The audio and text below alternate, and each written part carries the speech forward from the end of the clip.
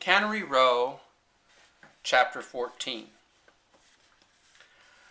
Early morning is a time of magic in Cannery Row. In the grey time after the light has come and before the sun has risen, the row seems to hang suspended out of time in a silvery light. The street lights go out and the weeds are a brilliant green. The corrugated iron of the canneries glows with the pearly lucence of platinum or old pewter. No automobiles are running then. The street is silent of progress and business, and the rush and drag of the waves can be heard as they splash in among the piles of the canneries. It is a time of great peace, a deserted time, a little era of rest. Cats drip over the fences and slither like syrup over the ground to look for fish heads. Silent early morning dogs parade majestically, picking and choosing judiciously whereupon to pee. The seagulls come flapping in to sit on the cannery roofs to await the day of refuse. They sit on the roof peaks shoulder to shoulder. From the rocks near the Hopkins Marine Station comes the barking of sea lions like the baying of hounds. The air is cool and fresh. In the back gardens the gophers push up the morning mounds of fresh damp earth, and they creep out and drag flowers into their holes. Very few people are about, just enough to make it seem more deserted than it is. One of Dora's girls comes home from a call on a patron too wealthy or too sick to visit the Bear Flag. Her makeup is a little sticky and her feet are tired. Lee Chong brings the garbage cans out and stands them on the curb. The old Chinaman comes out of the sea and flaps across the street and up past the palace. The cannery watchmen look out and blink at the morning light. The bouncer at the Bear Flag steps out on the porch in his shirt sleeves and stretches and yawns and scratches his stomach. The snores of Mr. Malloy's tenants in the pipes have a deep, tunnely quality. It is the hour of the pearl, the interval between day and night, when time stops and examines itself. On such a morning and in such a light, 2 soldiers and 2 girls strolled easily along the street. They had come out of La Ida, and they were very tired and very happy. The girls were hefty, big-breasted, and strong, and their blonde hair was in slight disarray. They wore printed rayon party dresses, wrinkled now and clinging to their convexities, and each girl wore a soldier's cap, one far back on her head and the other with the visor down almost on her nose. They were full-lipped, broad-nosed, hippie girls, and they were very tired.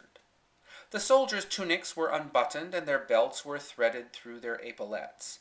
The ties were pulled down a little so the shirt collars could be unbuttoned, and the soldiers wore the girls' hats, one a tiny yellow straw boater with a bunch of daisies on the crown, the other a white knitted half-hat to which medallions of blue cellophane adhered.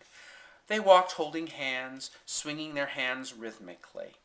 The soldier on the outside had a large brown paper bag filled with cold canned beer. They strolled softly in the pearly light. They had had a hell of a time, and they felt good.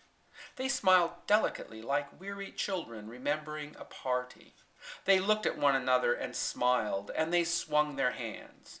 Past the Bear Flag they went and said hiya to the bouncer who was scratching his stomach.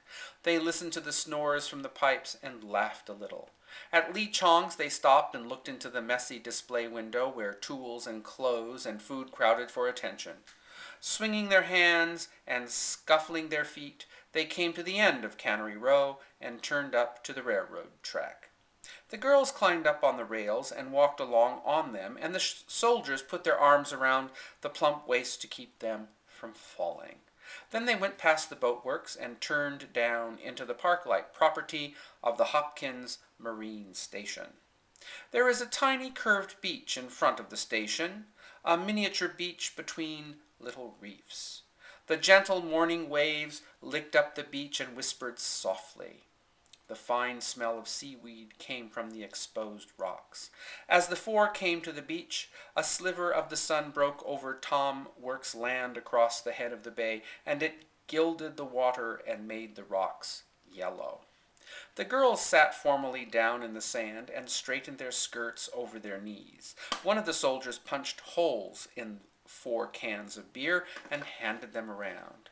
And then the men lay down and put their heads in the girls' laps and looked up into their faces. And they smiled at each other, a tired and peaceful and wonderful secret.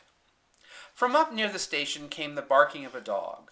The watchman, a dark and surly man, had seen them, and his black and surly cocker spaniel had seen them. He shouted at them, and when they did not move, he came down on the beach, and his dog barked monotonously.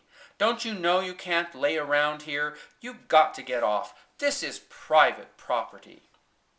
The soldiers did not even seem to hear him. They smiled on, and the girls were stroking their hair over the temples. At last, in slow motion, one of the soldiers turned his head so that his cheek was cradled between the girl's legs. He smiled benevolently at the caretaker. "Why don't you take a flying fug at the moon?" he said kindly, and he turned back to look at the girl. The sun lighted her blonde hair, and she scratched him over one ear. They didn't even see the caretaker go back to his house.